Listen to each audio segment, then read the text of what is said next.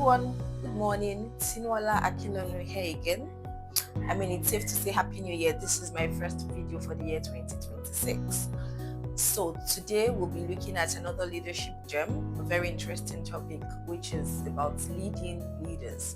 It's a shift from leading your team members, your subordinates, to leading other leaders. I would liken it to a shift from being a parent to a grandparent. So what does this entail?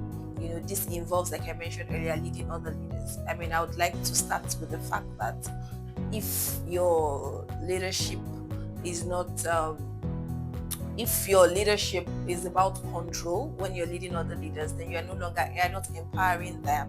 You're only slowing down decision making and consequently slowing down the organization or the institution, as the case may be.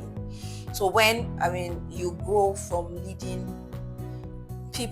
other people into leading other leaders, as you grow in your career, in your leadership journey, you need to grow in your mindset, because there has to be a big shift from how you lead. The way you lead other people, subordinates, is different from the way you lead other leaders. And so the big shift first involves releasing control, moving from control to intent. You're no longer controlling decisions, but you're shaping the judgment and decisions of your leaders. It's no longer about you continuously giving instructions. It's about you giving the strategy and they come up with the thinking.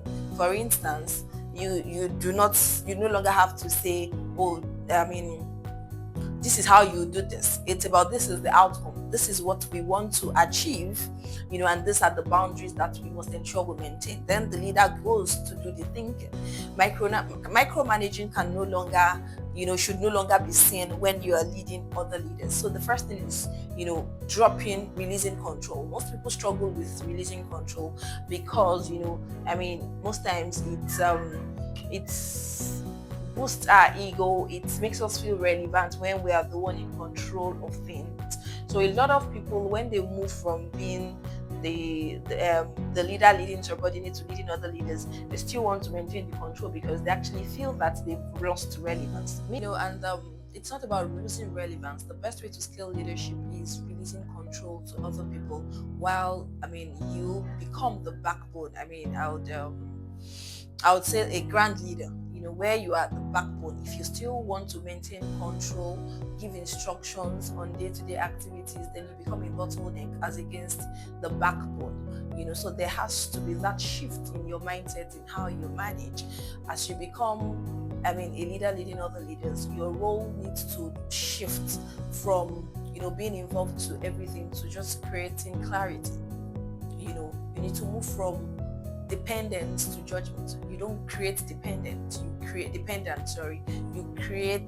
you just understand that judgment. So what you should be doing is to help in their decision making, understand how they make decisions, to strengthen the quality of decisions they make. So at this stage, you're not paid to know everything, but you are paid to create clarity, to provide clarity, to take off all bottlenecks. Your job is to also strengthen the quality of decisions the leaders make. If you don't do this, if you don't make this shift, like I mentioned earlier, you would stifle their growth. You would create dependence instead of people that can take decisions by themselves. So this shift, this transition has to occur first in your mind, before you begin to carry it out. Questions such as, what trade-offs did you make? What is the impact of this decision on the overall system? What assumptions did you make? And all of those, that is then your job as a leader. The moment your exit causes confusion, that means you have not done a good job. You have successfully created, dependent and not leaders. So as we journey in our career, we move up the ladder, we must be conscious of this transition. We must be conscious of this role change, from leading subordinates, leading teams, to leading other leaders, where we become the backbone to ensure that things are being done right. There's a saying that you are either a leader or a lead, LID.